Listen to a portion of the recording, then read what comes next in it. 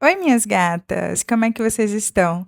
Entrem, se sintam à vontade, por favor, como sempre, reparem na bagunça.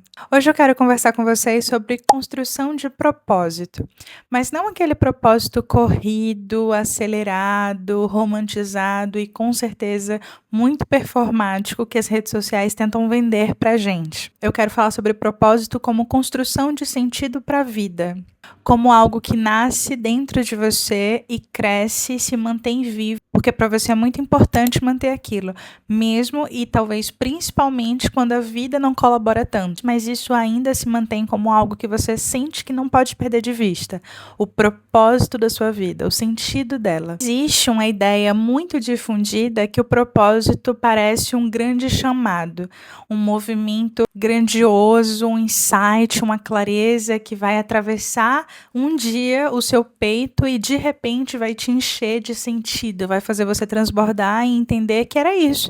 É isso, afinal de contas, é isso que eu preciso fazer, é aqui que eu preciso estacionar o meu carro e viver para o resto da vida. Esse é o propósito da minha vida.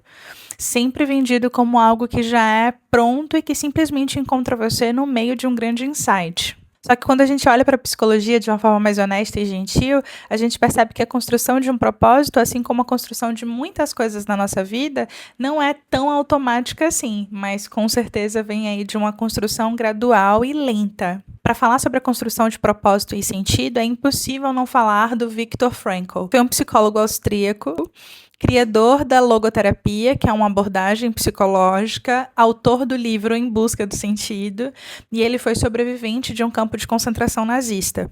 E para o Viktor Frankl, e é por isso que não dá para falar sobre isso sem citar ele, o ser humano é movido por uma vontade de sentido, quase como se fosse uma fome muito grande, uma sede muito grande. A gente, enquanto espécie, tem necessidade de sentir sentido na vida.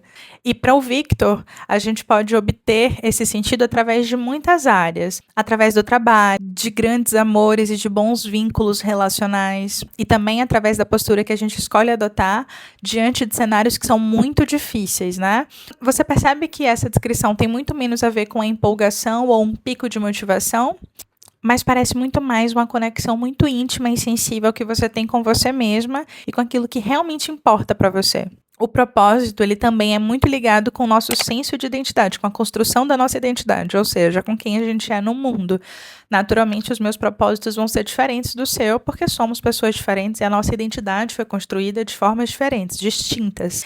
A identidade também não é algo pronto, não é uma construção que nos foi dada, mas ela vai sendo moldada de acordo com o ambiente que a gente vive, com a educação que a gente recebe, com os grupos sociais que a gente frequenta, pelas ações que a gente escolhe repetir dia após dia. É como se cada vez que você agisse de acordo com um valor seu, você acaba por reforçar uma narrativa interna de quem você é e de quem você escolhe se tornar.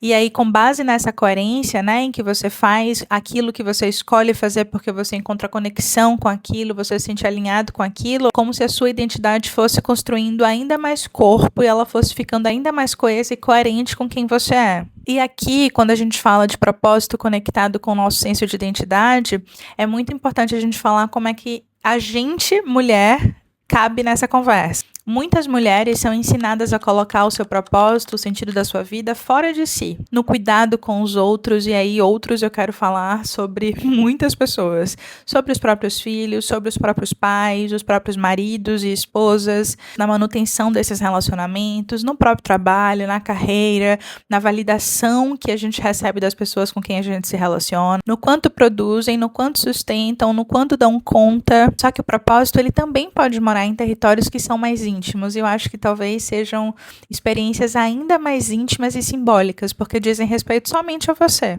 Pode estar num hobby que você é muito, muito ruim e que não ganha nenhum dinheiro com isso, um hobby que não é monetizado. Pode estar na relação que você tem com a arte, e aí a arte a gente está falando das mais diversas expressões artísticas, numa dança que você adora fazer ou você gosta muito de assistir, né? Assistir espetáculos de balé, por exemplo, de danças contemporâneas, na fotografia, no cinema, na música. Vocês sabem, eu sou uma grande entusiasta de filmes. Ir ao cinema para mim é uma das coisas que eu mais amo fazer na minha vida inteira.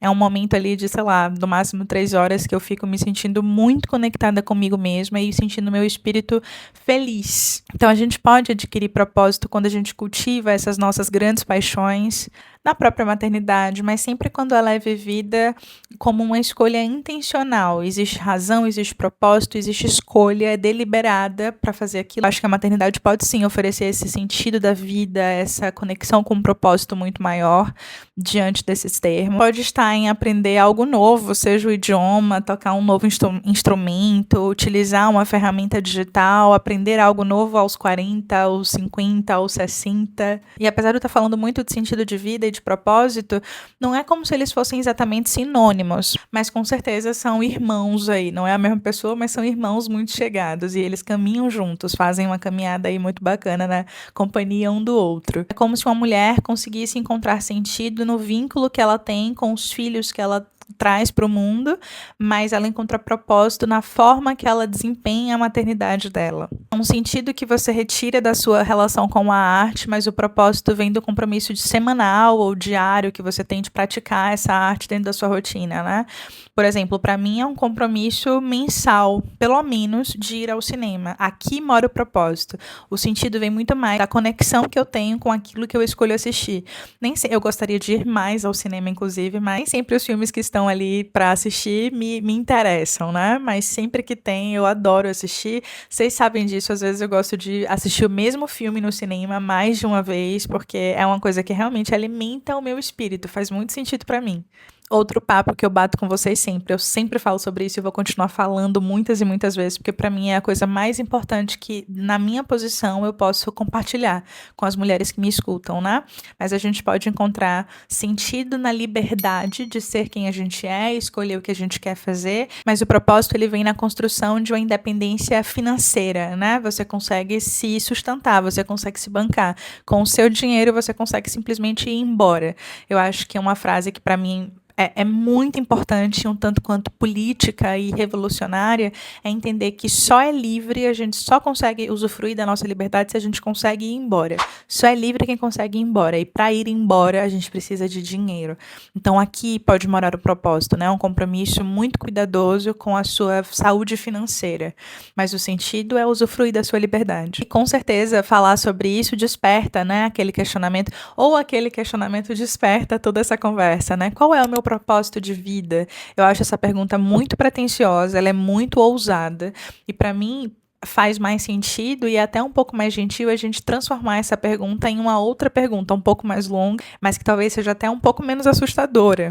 Algo como, o que é que para mim é tão importante? O que é que eu valorizo tanto que eu vou conseguir manter, mesmo que eu precise lutar para isso, mas eu vou manter mesmo quando a vida estiver muito difícil para mim. E aí eu acho que quando você se coloca contra a parede e disposta a construir a resposta para essa pergunta, suas escolhas elas vão parecer muito mais alinhadas com um caminho que é mais alcançável de ser seguido. Se você está num momento da sua vida que você não sabe qual é o seu propósito e você está se sentindo perdida por isso, sem rumo, sem conexão com você mesma, com o mundo ao seu redor, com as pessoas que você se relaciona, talvez seja porque você está transitando, né, atravessando intervalos de versões suas.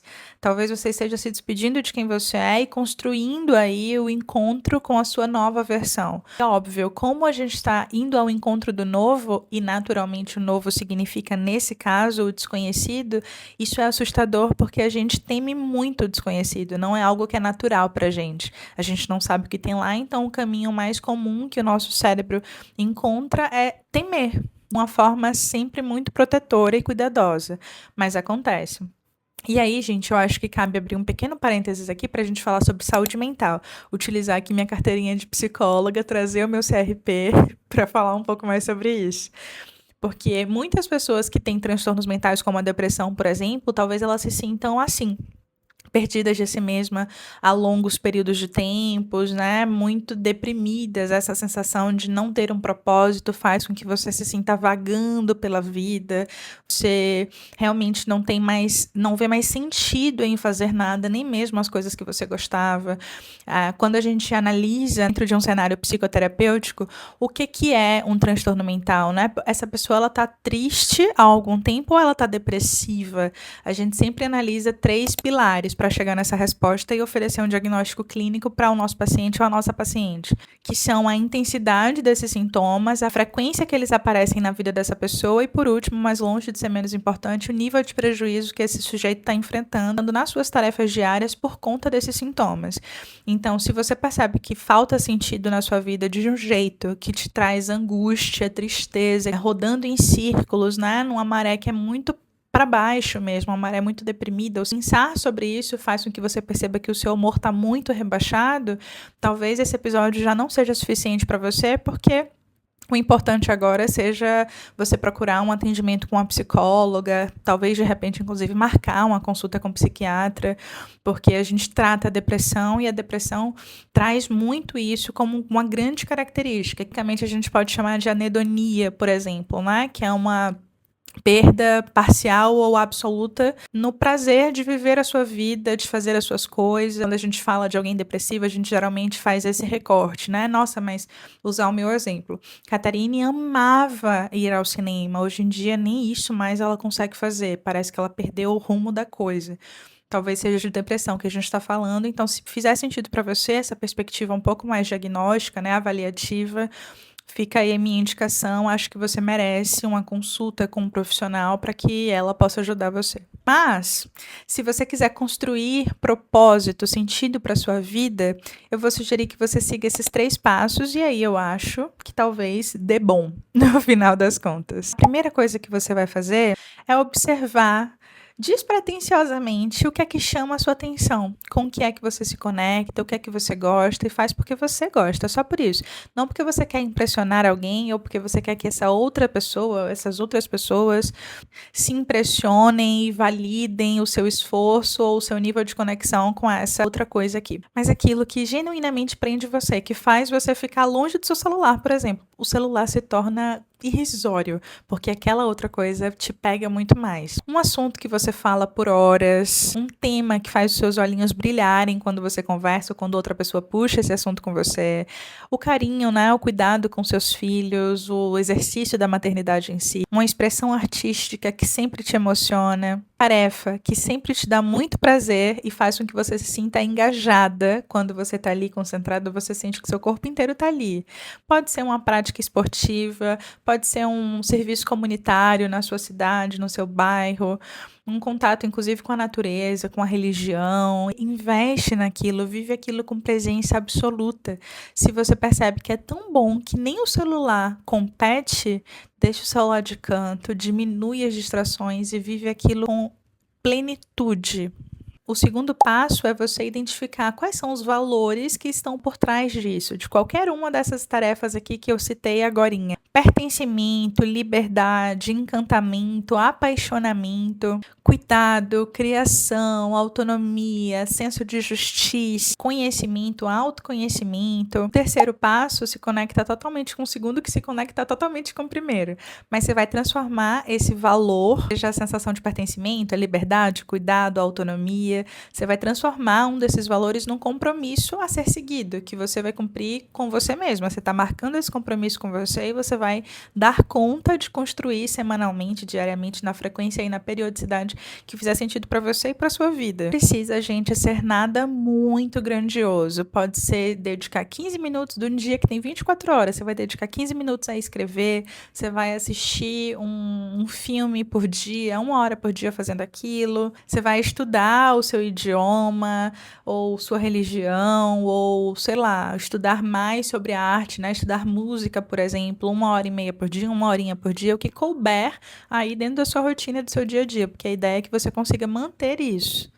dedicar tempo intencional à maternidade. Eu não sou mãe de humanos, mas eu me considero mãe de pet, sem problematizações, gente, em relação a isso aqui, por favor. Mas uma das coisas que fazem eu me sentir conectada com o meu propósito é passar tempo com os meus cachorros. Quando isso não tá tão presente no meu dia a dia, semanalmente com certeza tá, diariamente tá também, mas quando eu não consigo fazer isso por tanto tempo ou tão inteira, porque precisa responder uma demanda do WhatsApp, ou porque eu preciso assistir algo, ou trabalhar enquanto eu tô com eles, eu me sinto muito distante deles, e a conexão que eu tenho com eles, pra mim, é a coisa mais importante do mundo. Eles são minha prioridade de vida, eu sinto propósito na minha relação com eles, então até brincar com seus cachorrinhos, se conectar aí, puxando um pouco dessa coisa do se dedicar, né, ao exercício da maternidade de forma integral, trazer isso para essa maternidade pet também, que eu vou, de novo, pegar esse conceito emprestado, porque eu sei que é uma maternidade, não é uma maternidade, né, na verdade eu sou tutora responsável dos cachorrinhos, não a mãe deles. Mas, apesar de eu não gostar de admitir isso, eu sei. Mas a gente pode trazer os pets também para falar sobre isso, cultivar mais dos seus hobbies, sem trazer nenhuma pressão, minha irmã, nenhuma pressão de você ser muito boa. Meu hobby é pintar telas, e aí até o final do ano eu quero pintar 45 telas, eu quero começar a vender as telas, eu quero aperfeiçoar um traço. Calma, respira. Se você conseguir só gostar daquilo porque você gosta e cultivar aquilo porque faz sentido para você, vamos manter assim, num ritmo mais leve, sem essa ânsia, essa pressão da monetização ou do perfeccionismo. Eu acho que sempre que a gente coloca muito peso, assim, precisa ser muito bom, precisa ser monetizável, precisa ser perfeito, há de haver uma impecabilidade. Não sei se a palavra existe, mas se eu acabei de falar, ela começa a existir, né? Nesse momento. Acho que a gente perde a ideia de um relacionamento que é saudável. É muito, muito, muito provável que essa relação, inclusive, não se sustente a longo prazo. Porque algo que era para ser muito bacana, você começa a se cobrar para ser a melhor, para vender, para... E aí perdeu, né, no final das contas, o prazer de fazer aquilo. O prazer de fazer por prazer, sabe? Essa pode ser uma questão, inclusive, que cause alguma dúvida ou alívio para você. Porque eu sinto que quando existem pessoas que sofrem por não sentirem que têm propósitos na vida, é porque elas analisam a rotina e elas não veem nada de grandioso. Eu não me cadastrei no Greenpeace, tipo assim, não tô fazendo atividades muito grandes de voluntariado. Isso, a gente pode, sim, obter propósito a partir disso, mas não é necessário que você faça isso. É como se você não estivesse vendo nada de grandioso acontecendo, não tem nada de megalomaníaco na sua rotina, então você não tem propósito de vida. Como se o propósito realmente estivesse atrelado ali a esse senso de grandiosidade. E não precisa ser assim, gente. Não existe essa conexão implícita e obrigatória, sabe? Não, por favor, não sigamos por esse caminho. Eu acho que muita dessa angústia que a gente sente por se sentir perdido na vida, por não ter sentido na vida, vem disso, de você olhar o que você faz de domingo a domingo, né, e não perceber coisas imensas. Mas as coisas pequenas que você intencionalmente escolhe continuar fazendo, de novo, mesmo quando a vida tá muito dura com você e os dias estão muito difíceis, você tá muito cansada, mas você escolhe fazer aquilo. Isso é um grande propósito, você adquire sentido a partir disso, percebe? Eu sinto que o propósito, numa perspectiva mais profunda e também psicológica, envolve assumir responsabilidade dentro da sua própria história. Envolve escolher, dentro do que é possível para você hoje, uma ação que pode sim ser pequena, mas que esteja totalmente alinhada com a mulher que você é, com a sua identidade, com a mulher que você quer continuar sendo e que você quer se tornar. Para mim, o conceito de propósito está muito mais alinhado a essa fidelidade que às vezes é silenciosa, às vezes é um compromisso que só você sabe, do que com esses espetáculos com cortinas vermelhas e holofotes brilhantes. Aqui a gente pode usufruir de propósito no ordinário, a gente pode encontrar sentido na vida, no cotidiano, num gesto que é repetido, porque inclusive você vê sentido naquilo e você vê sentido em continuar fazendo aquilo. Eu espero que essa conversa tenha sido boa para você, assim como foi para mim. Eu amo conversar com você e agradeço muito a sua companhia aqui. Se você estiver me assistindo pelo Spotify, não se esqueça de me avaliar e de deixar 5 estrelinhas. A porcentagem das ouvintes que só ouvem os episódios e que não estão inscritas no meu podcast é gigantesca e eu queria muito a colaboração de vocês para a gente mudar isso. E se você está me vendo no YouTube, por favor, me siga no YouTube, deixa o seu like. E até se você estiver me vendo no Spotify também, vai lá no YouTube e me dá essa forcinha. Eu quero muito construir essa rede lá também. No podcast do Spotify, eu tenho só os episódios às quartas-feiras, mas no YouTube eu lanço os vídeos nas quartas e nas sextas. As quartas são os mesmos episódios aqui do podcast no Spotify. E nas sextas eu falo somente sobre psicologia, sobre o ser psicóloga, sobre faculdade de psicologia, vou começar a falar mais sobre abordagem também que eu atuo, né? Que é a terapia cognitiva comportamental, a famosíssima TCC. Vocês fazendo isso, eu sempre falo para vocês que é a forma mais maravilhosa e simples de vocês me ajudarem a valorizar o meu trabalho. Agradeço muito, um beijo amoroso e até o nosso próximo episódio.